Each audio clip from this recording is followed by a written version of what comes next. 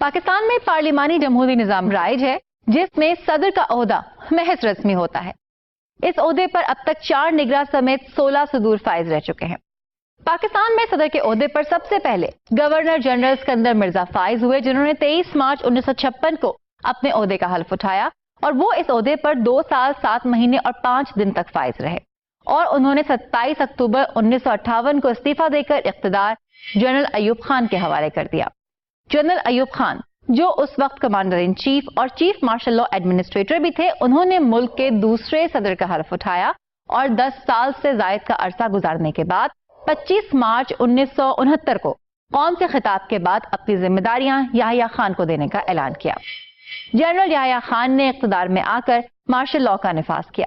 یحییٰ خان نے صدر کا عہدہ 31 مارچ 1969 کو ایک پریس ریلیز کے ذریعے سنبھالا اور وہ پاکستان کے واحد صدر تھے جنہوں نے اپنے عہدے کا حلف نہیں اٹھایا. انہوں نے 20 دسمبر 1971 کو استعفیٰ دیا اور ذمہ داریاں ذوالفقار علی بھٹو کے سپرد کر دی، جو ملکی صدر کے ساتھ پہلے civilian chief martial law administrator بھی بن گئے. 1973 کے نئے آئین کے نفاذ کے بعد 14 اگست 1973 کو ذوالفقار علی بھٹو نے ملک کے وزیر اعظم کا عہدہ سنبھالا، جبکہ چودھری فضل الہی نے 1973 کے آئین کے تحت پہلے اور مجموعی طور پر پاکستان کے 5ویں صدر کا حلف اٹھایا. ان کی صدارت کے دوران جنرل ضیاء الحق نے جمہوری حکومت کو ہٹا کر ملک میں مارشل لا نافذ کر دیا. حالانکہ چودھری فضل الہی کی میعاد صدارت 14 اگست 1978 کو مکمل ہو گئی، مگر وہ اس تاریخ کے بعد بھی اس عہدے پر کام کرتے رہے اور 16 ستمبر 1978 کو جنرل ضیاء الحق کی جانب سے خود کو صدر منتخب کرنے کے بعد وہ اس عہدے سے سبکدوش ہو گئے. جنرل ضیاء الحق صدارتی عہدے پر تقریباً 10 سال تک فائز رہے اور ان کا یہ دور 17 اگست 1988 کو جہاز حادثے میں ان کی وفات کے بعد اختتام پذیر ہوا. ضیاء الحق کے جاں بحق ہونے کے بعد غلام اسحاق خان نے قائم مقام صدر کا عہدہ سنبھالا. 16 نومبر 1988 کے عام انتخابات کے بعد نئی حکمراں جماعت پاکستان پیپلز پارٹی اور اسلامی جمہوری اتحاد نے غلام اسحاق خان کو متفقہ طور پر صدارتی امیدوار نامزد کیا. 12 دسمبر 1988 کو صدارتی انتخاب میں کامیابی کے بعد 13 دسمبر 1988 کو انہوں نے صدر کے عہدے کا حلف اٹھایا.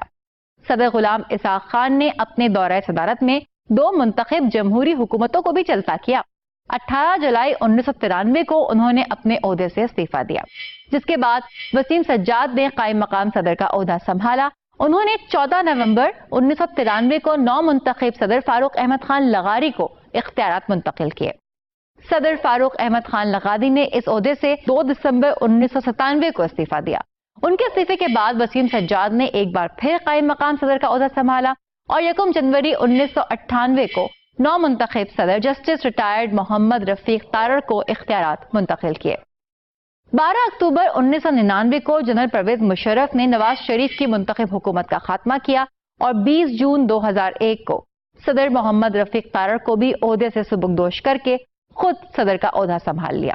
اپنے عہدے کو آئینی حیثیت دینے کے لیے 30 اپریل 2002 کو جنرل پرویز مشرف نے ریفرینڈم کرایا اور کامیاب رہے. 6 اکتوبر کو جنرل پرویز مشرف نے دوسری مدت کے لیے صدارتی انتخاب میں حصہ لیا اور کامیابی کے بعد چیف آف آرمی اسٹاف کا عہدہ چھوڑ کر 29 نومبر 2007 کو سویلین صدر کے طور پر اپنے عہدے کا حلف لیا.